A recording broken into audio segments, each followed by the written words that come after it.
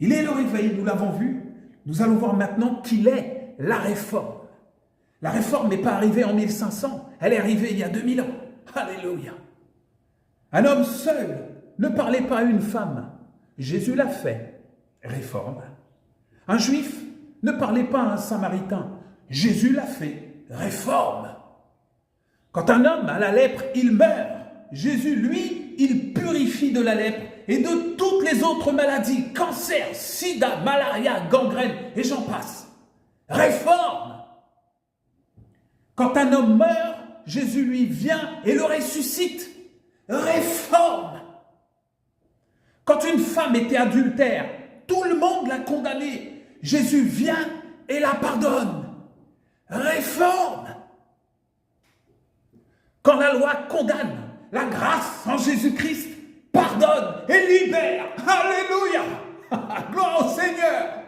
Réforme. Quand un malade depuis 38 ans attendait qu'on le mette dans la piscine de Bethesda pour être guéri, Jésus, lui, vient et par une parole, il est venu annoncer une année de grâce et libérer les captifs. Une parole de Jésus, une seule.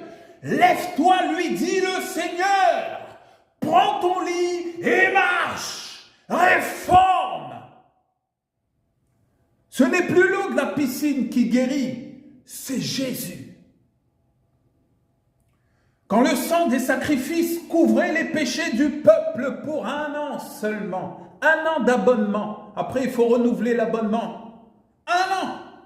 Et tous les ans, il fallait recommencer. Jésus, lui, il pardonne tous les péchés, quels qu'ils soient, définitivement. Et il ne s'en souvient plus. Affaire classée, réforme. Quand le souverain sacrificateur offrait le sang des boucs et des brebis pour expier les péchés du peuple et ses propres péchés, Jésus, lui, il s'est offert lui-même. Il a offert son corps, sa vie, son sang en rançon pour les péchés d'une multitude. À lui tout seul, réforme.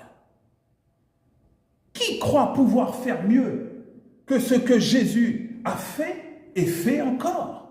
Calvin, Luther, avec tout mon respect, Jésus-Christ est la réforme.